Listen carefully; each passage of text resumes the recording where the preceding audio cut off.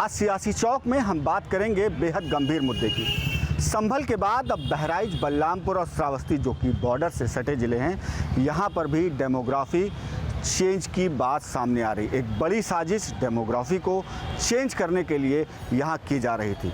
इस खुलासे के बाद से ही तमाम एजेंसियाँ सतर्कता के मूड में आ गई हैं और लगातार अपनी जांच को आगे बढ़ाने में जुट गई हैं। इस मुद्दे पर बात करने के लिए हमारे साथ कई लोग मौजूद हैं। जानेंगे उनसे कि उनकी इस बेहद गंभीर मुद्दे पर क्या राय है। राजन जी, किस तरीके से देख रहे हैं इस डेमोग्राफिकल चेंज को? चूँकि बहराइच हो, श्रावस्ती हो, बलरामपुर हो, ये बॉर्डर से सटे इलाके हैं। यहाँ पर देखा गया है, सूत्रों की अगर माने तो यहाँ पर 20 से 25-30% आबादी पिछले 15-20 सालों में, 10 सालों में बढ़ी है।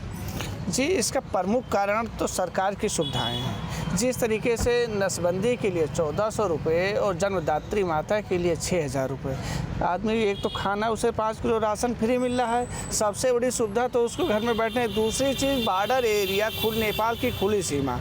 हमारे तराई क्षेत्र में छांगुर बाबा जैसे लोग जिस तरीके से सर्वाइव किए हैं, इनका बहुत बड़ा नेटवर्क चल रहा है। तराई के एरिया में इनकी बढ़ती जनसंख्या का रीज़न यही लोग हैं, यही इनकी जो ये लोग बढ़ा रहे हैं।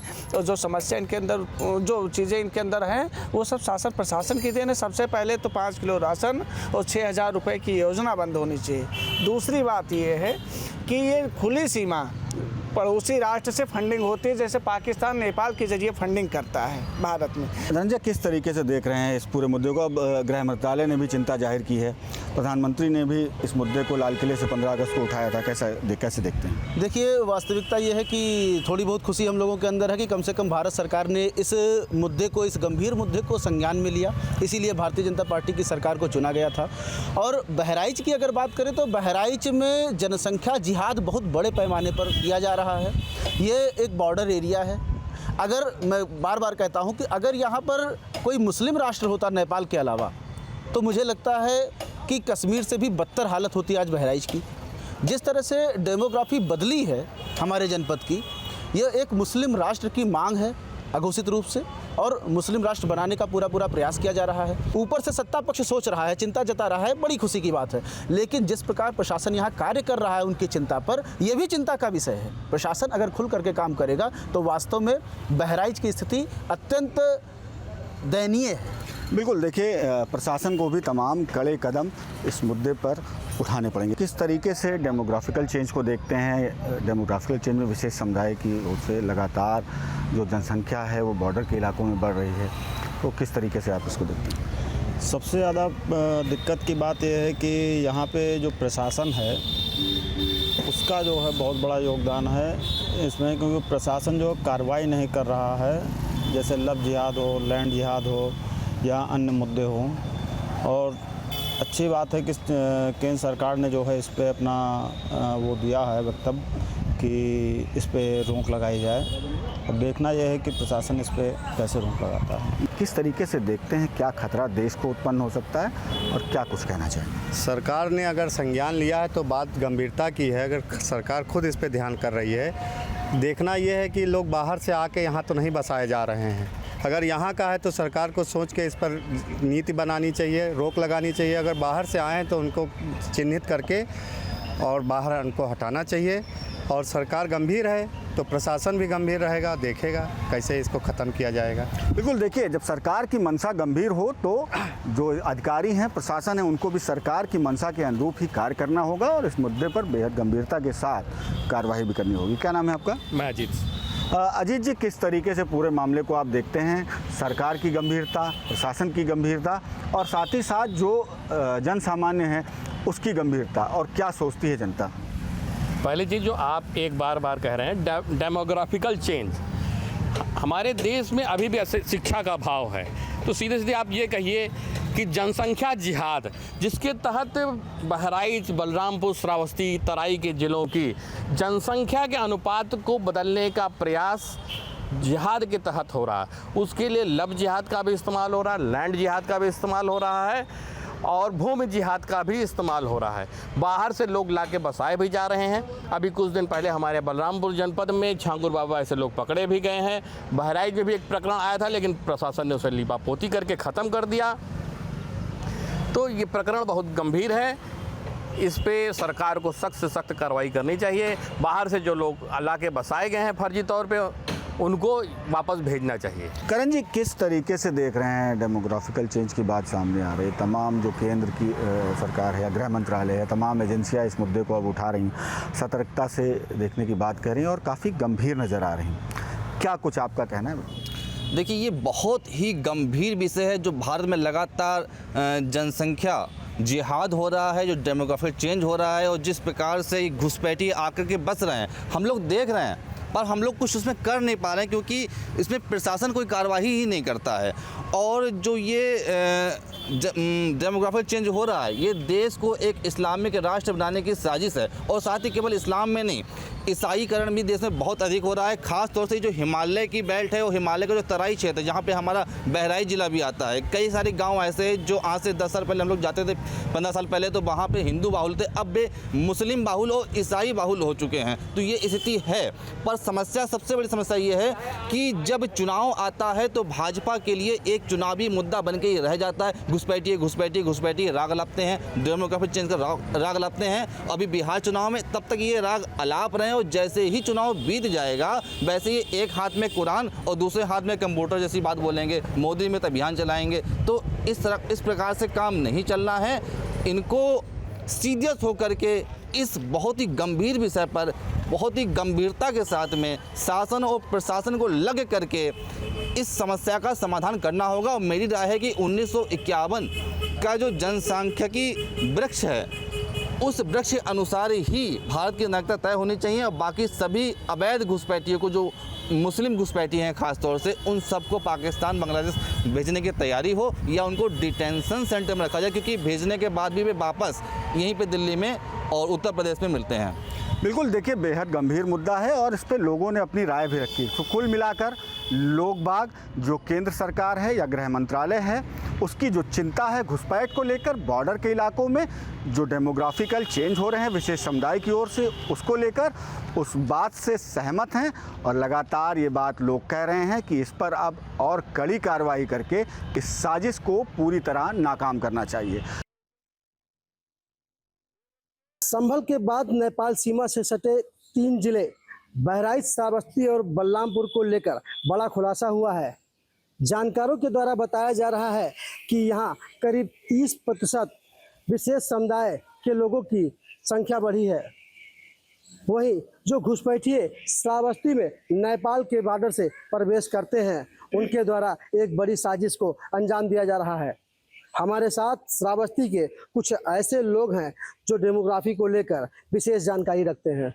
आइए उनसे जानते हैं कि जो श्रावस्ती के डेमोग्राफी पे एक साजिश रची जा रही है, उसको लेकर वो क्या कहेंगे। क्या नाम है आपका? अशोक कुमार मिश्र।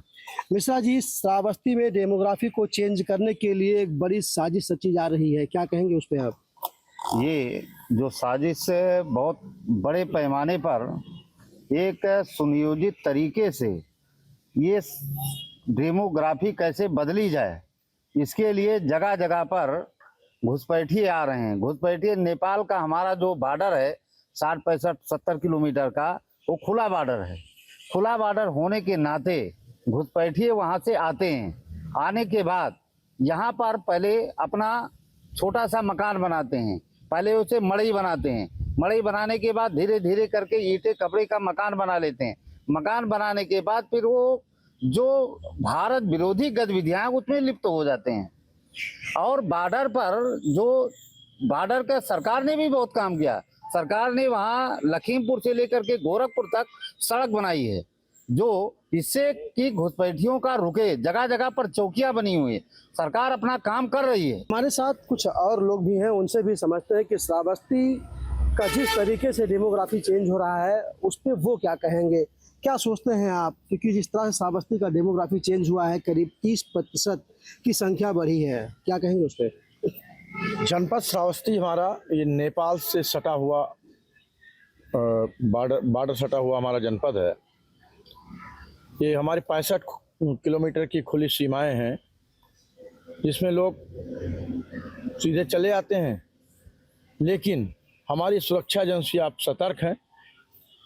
ये जो 30% की जो बढ़ोतरी हुई है विशेष समुदाय के लोगों की, ये पूर्व की सरकारों में हुई है। तरीके से श्रावस्ती का डेमोग्राफी चेंज हो रहा है, उस पर उनका क्या राय है? क्योंकि श्रावस्ती वो जिला है जो संभल के बाद चयनित हुआ है कि यहाँ इस जिले में डेमोग्राफी तेजी से चेंज हो रही है। क्या कहेंगे आप? देखिए, इसमें दो राय नहीं है कि भारतीय जनता पार्टी बहुत अच्छा काम कर रही है।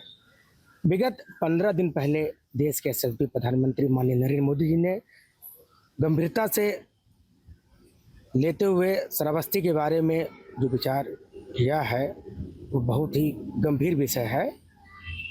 30% की जो आबादी बढ़ी हुई है ये पूर्व के सरकार से बढ़ी हुई है, लेकिन जो हमारी सुरक्षा एजेंसियां हैं वो बिल्कुल अलर्ट है। सीमा पे जो लगे हुए सिपाही हैं, हमारी जो शासन प्रशासन है, वो सभी लोग अच्छे मूड में काम कर रहे हैं। अब मैं शासन प्रशासन और यहाँ के जनप्रतिनिधियों से विशेष आग्रह करूँगा, निवेदन करूँगा कि जो आने की फिराक में है या जो आ चुके हैं उनका नामो निशान मिटा दिया जाए। बस यही मैं आग्रह करता हूँ। तो यहाँ पे जो लोग हैं उनके द्वारा ये कहा जा रहा है कि जो घुसपैठ कर चुके हैं उनका खात्मा किया जाए और जो करने का प्लानिंग कर रहे हैं उनको करने ना दिया जाए। हमारे साथ कुछ और लोग भी हैं, उनसे भी समझ लेते हैं कि श्रावस्ती का जिस तरीके से डेमोग्राफी चेंज हो रहा है उस पर उनका क्या राय है, क्या कहेंगे? इस पर कहना हमको यही है, बहुत ज़्यादा ना बोलते हुए, लेकिन मैं यही कहूँगा कि हमारे जो देश के सभी प्रधानमंत्री जी ने इस पर जाहिर किया है, अपना बयान दिया है, तो ये बहुत गंभीर विषय है। क्योंकि जनपद श्रावस्ती अपने नेपाल से सटा हुआ है और लगभग 60 से 65 किलोमीटर का जो बॉर्डर है वो भी खुला हुआ है। जो घुसपैठी बाहर से आ गए हैं उनको आने जाने में कहीं अगर कठिनाई होती तो इतनी समस्या, इतनी ज़्यादा वो यहाँ पर नहीं आ पाते। 30% इतनी संख्या में वो पहुँचते नहीं।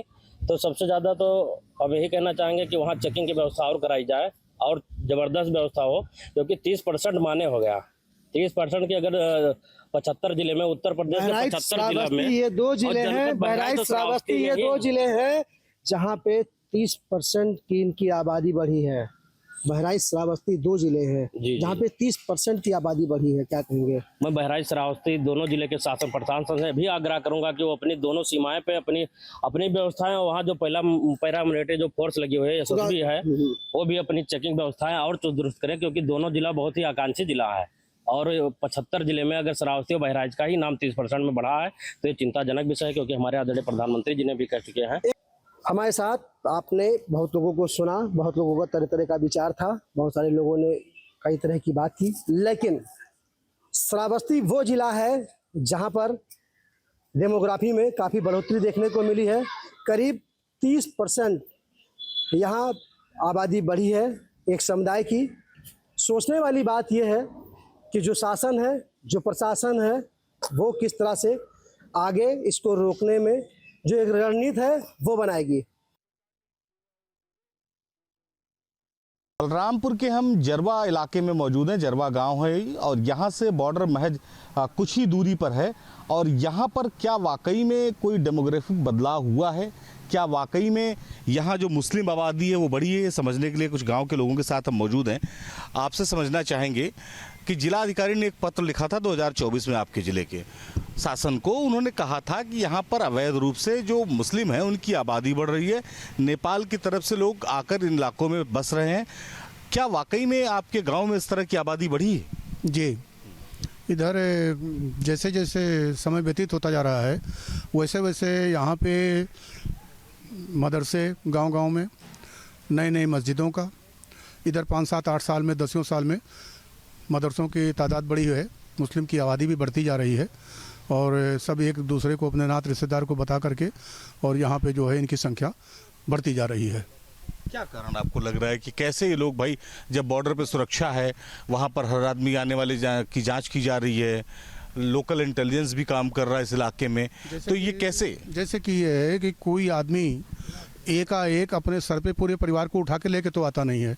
कमाने खाने के उद्देश्य से लोग आते हैं अकेले एकलौता, फिर बाद में आकर के वो अपने रिश्ते में आ जाते हैं। एक दूसरे को अपने रिश्तेदार बता देता है, कोई कहता मेरा साड़ू है, कोई कहता मेरा दामाद है। इस तरीके से आकर के फिर इसके बाद उनका वोटर लिस्ट में नाम पड़ जाता है, उसके बाद उनकी तादाद बढ़ती चली जाती है। तो आपके गाँव की हकीकत क्या है? क्या वाकई में मुस्लिम आबादी आपके इलाके में बढ़ी है?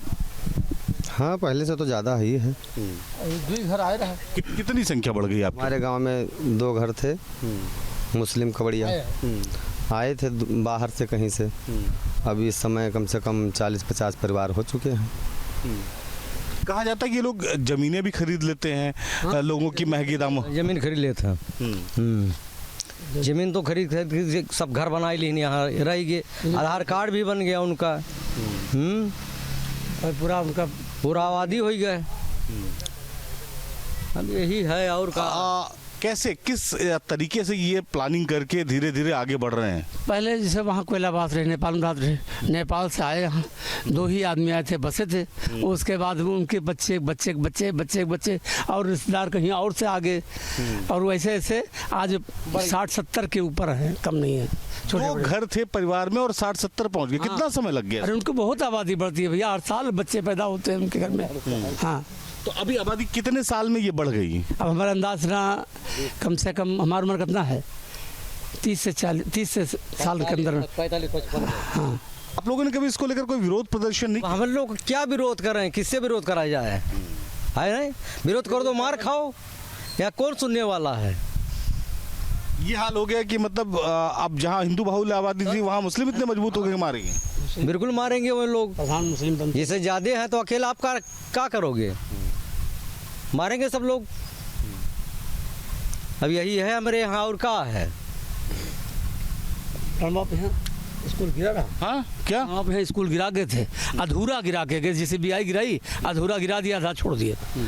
और अभी खड़ी है, नाम किया गया कि स्कूल गिरा दिया गया, मदरसा। हाँ, और अभी याद है खड़ी है। फिर से शुरू हो गया? शुरू नहीं हुई है, वैसे पड़ी है। ठीक है। आप जब अपने गांव का देखते हैं पॉपुलेशन, तो आपके सामने किस तरह से तेज़ी से बढ़े लोग? 2 घर आपने जैसा बताया कि यहाँ पर थे और धीरे धीरे अब संख्या इतनी हो गई है कि इस पूरे इलाके में कब्जा हो गया। सर अब देखिए क्या है कि अपना व्यवसाय, कोई मजदूरी करता है, कोई बाहर जाता है, कोई अपने बच्चों के साथ में घर में ही खेती बाड़ी कर किसी दूसरे में लेकर के करता है, बटाईदार में। तो देखिए जैसे जैसे जो लोग करेंगे वैसे वैसे लोग सबको बढ़ते जा रहे हैं। ठीक है, इस तरीके की ये स्थिति है। ठीक है। आप पत्रकार भी हैं, इस इलाके को कवर करते हैं, देखते हैं, समझते हैं। कहाँ लूप होल है जी? लूप होल कहाँ है? कहाँ से ये पूरी व्यवस्थाएं चल रही हैं? कैसे ये पॉपुलेशन बढ़ रही है? ये लव जिहाद होता है नहीं, तो जैसे मुस्लिम आबादी में ज़्यादा हैं, तो कहीं ये थारू इलाका है, तो थारू के मतलब वो औरतें हैं नहीं, तो उनकी बेटियां बहन उसको फंसा के शादी कर लेते हैं, तो उनमें ज़्यादा बच्चे पैदा होते हैं, ज़्यादा बच्चे पैदा करते हैं। और इस मुद्दे पे सरकार को कदम उठाना चाहिए, कड़ी से कड़ी कदम उठाना चाहिए, इस पर रोक लगना चाहिए। लेकिन सरकार इस पर उठाती तो है, लेकिन कुछ समझ में नहीं आता कि क्या करती है क्या नहीं करती है। मुस्लिम आबादी है वो इतनी बढ़ चुकी है कि अब गांव में जगह नहीं रह गई। आसपास की जो ज़मीनें हैं वो लोग खरीद के मकान बना रहे हैं। कोशिश हम पहले चर्चा कर रहे थे कि गांव में ही लोगों से बातचीत करें, लेकिन हिंदू परिवारों की संख्या इतनी सीमित हो गई है कि बोलने से भी उस गांव में लोग डर रहे हैं। लोग सोच रहे हैं कि उनके सामने कैसे इस तरह की बात कही जाए।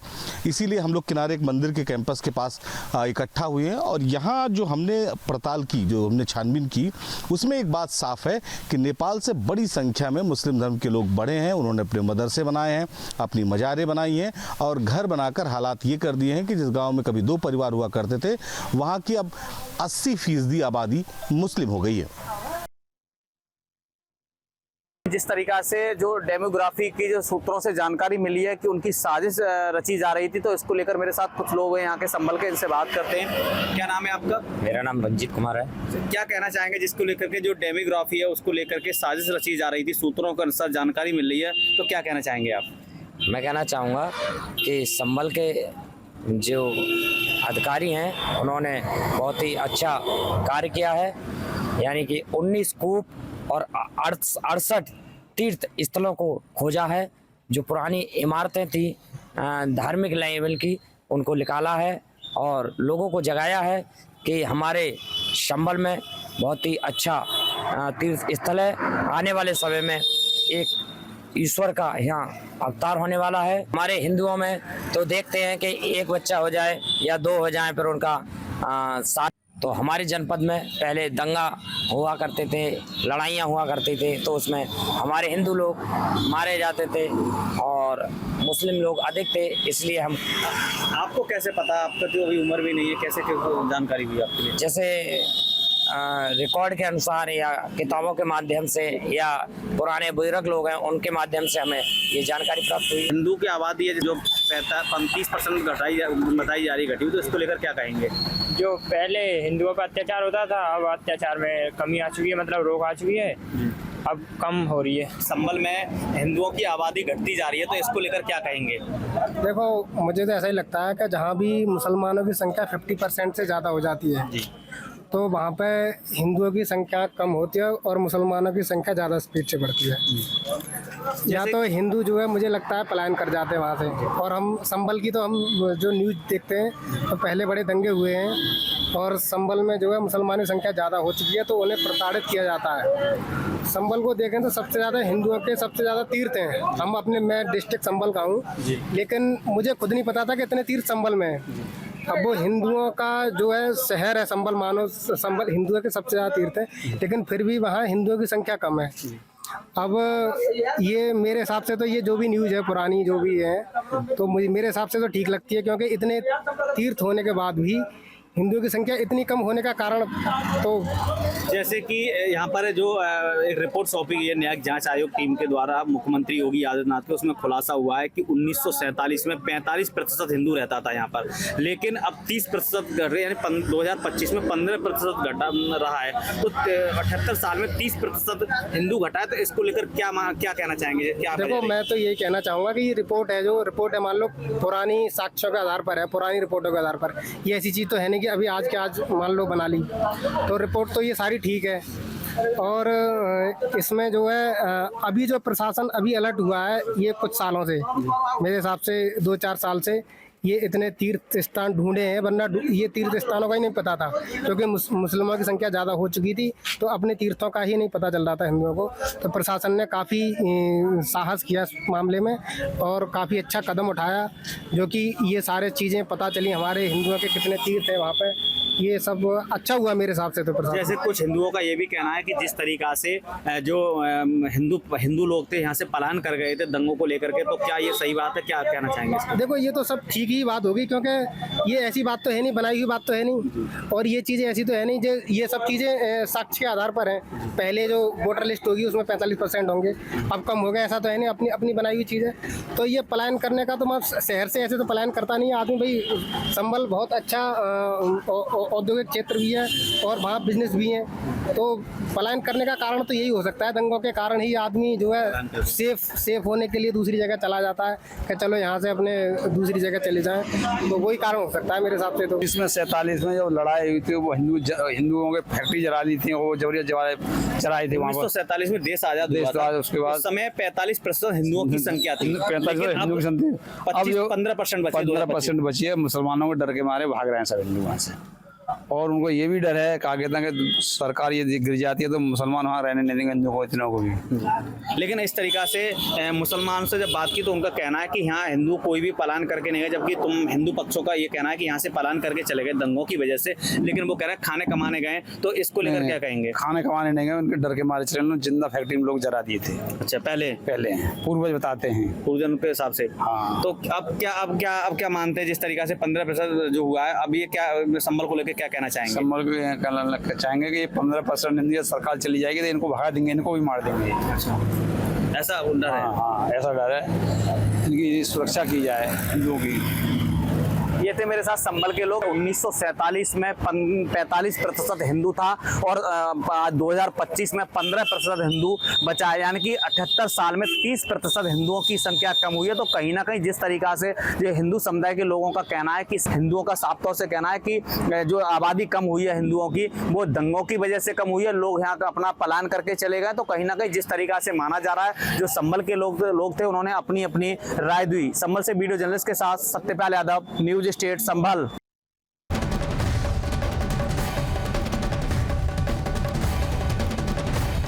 जहां भक्ति है हर शब्द में, कथाओं में छुपे हैं दिव्य रहस्य और ज्योतिष देता है जीवन को दिशा। धर्म से जुड़ी हर बातों को जानने के लिए हमारे चैनल स्तुति को सब्सक्राइब करें। चैनल पर जाने के लिए इस लिंक पर क्लिक करें।